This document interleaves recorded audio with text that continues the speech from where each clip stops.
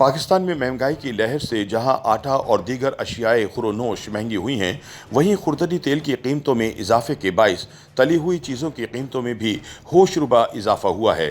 اس کی بنیادی وجہ دنیا میں پام آئل کے سب سے بڑے برآمد کنندہ انڈونیشیا کی پام آئل کی برآمد پر لگنے والی پابندی ہے۔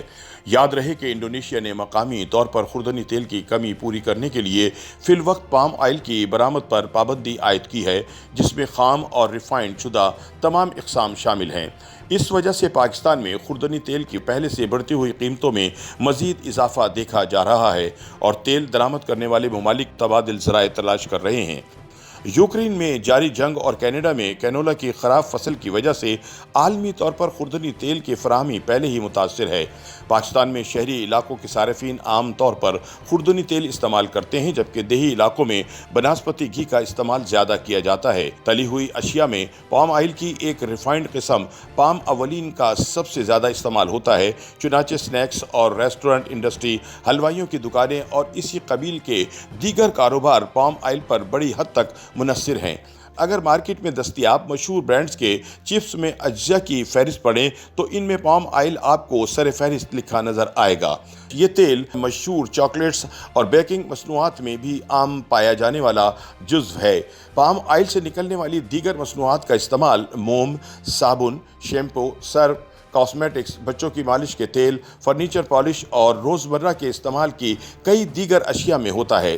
یوکرین میں جاری جنگ کی وجہ سے سورج مکھی کے تیل کی سپلائی پہلے ہی متاثر تھی اور اس پر کینیڈا میں کینولا کی فصل خراب ہونے کے باعث پام آئل کی قیمتوں میں دباؤ بڑھا ہے۔ امریکی محکمہ زراعت کے مطابق 2021 میں انڈونیشیا نے پام آئل کی عالمی پیداوار کا 59% اور ملائیشیا نے 25% پیدا کیا، جبکہ OEC 2020 تک کے ڈیٹا کے مطابق پاکستان نے $2.15 ارب کا پام آئل درآمد کیا، جس میں سے $1.6 ارب مالیت کا تیل انڈونیشیا سے آیا۔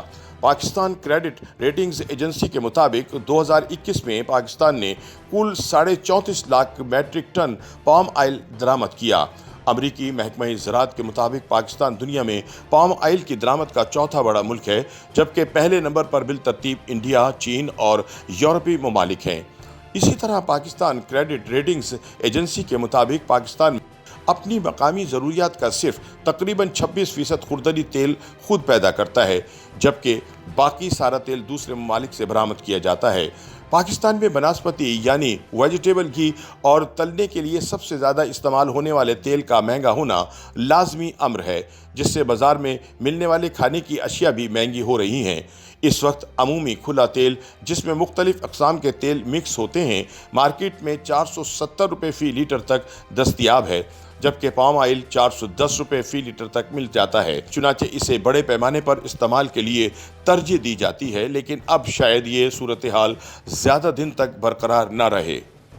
YouTube پر گوگلی نیوز دیکھنے کے لیے youtube.com کی سرچ بار میں googly news T V type کریں۔ گوگلی نیوز کے پیج پر سرخ رنگ کے سبسکرپشن والے بٹن پر کلک کرنا نہ بھولیے۔ YouTube پیج پر اپلوڈ ہونے والی ویڈیوز سے باخبر رہنے کے لیے بیل آئیکن پر کلک کیجیے۔ آپ کو ہر نئی ویڈیو کے بارے میں نوٹیفیکیشن موصول ہو جائے گا۔